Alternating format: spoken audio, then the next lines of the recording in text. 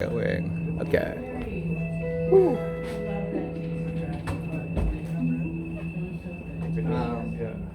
Yeah, you guys can come in whenever. Hey guys, I'm gonna keep it short. I'm gonna do just only a 5-minute story instead of my normal 10-minute stories because we're running way over. So many great new performers.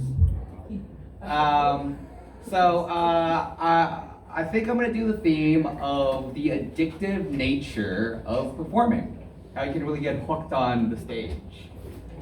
And just like being in the spotlight in general, I talk a lot about it with my therapist.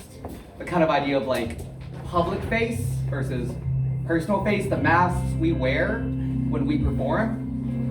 And I already have people pleaser tendencies. If you can't tell by me like trying to feed the entire stage in the green room with some homemade Chinese food.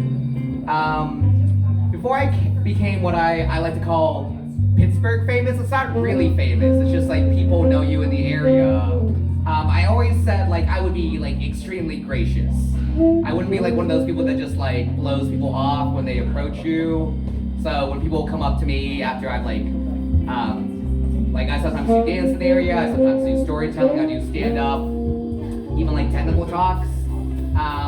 I try to be like very gracious with my time, even though I just want to immediately leave the stage. Like a lot of people, I think you guys can all relate. Sometimes you just want to get the fuck off stage. You want to go. You don't even want to go to the green room. You don't even want to get high in the back with your friends. You want to go home and go to sleep and honestly just kind of be allowed to be an asshole and just go home. One of my comedian friends identified a problem with me. They said I'm always on, which is true. I have trouble turning off the energy. A lot of people say I have sometimes a frenetic Robin Williams type of energy, which I think they just mean they think I do cocaine, but I don't. I just am very high baseline energy when I'm not actively depressed, just like Robin. Yeah, I relate a lot to Robin Williams. Hopefully I won't have such a tragic ending. But I think a lot of like what we see in Robin Williams is the exhausting nature of maintaining that public face. Like we can't always expect somebody to be the genie from Aladdin or Patch Adams. Sometimes it's just like he's the angriest man in Brooklyn, or what's that creepy one where he plays like this guy running a 1-hour photo booth. Sometimes we need to just allow Robin Williams to be a shitty dude. You know, should also give the same allowances for Tom Hanks. Jim Carrey is already sometimes a very shitty dude. But I digress.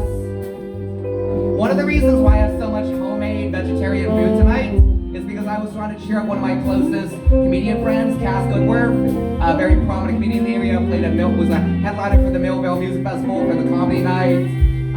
Is very new, has only been performed for a couple years, but so established. So what happened to her is not only did she get fired this week from her workplace, she also lost her venue because her workplace is also her stage. I think some of us who work in this building can relate. Hopefully Liz will not fire all of us. But I think she's more sad about losing the venue than the actual day job. Because she has all these positive memories of like the comedy she's produced, the open mic she's hosted, and it's just addictive to just be on stage, to be with your friends, to jam out, to have an audience, to go home when you want and not have to feel like you constantly have to keep the audience happy. That's the addictive nature. Sometimes they tell me I should go to rehab for it. And I say, no, I don't want to go. I want to keep performing. Exactly, guys. I'm John, thank you for the time. I'm keeping it short this week, guys. Keeping it short. I'll see you guys next week. Thank you, guys.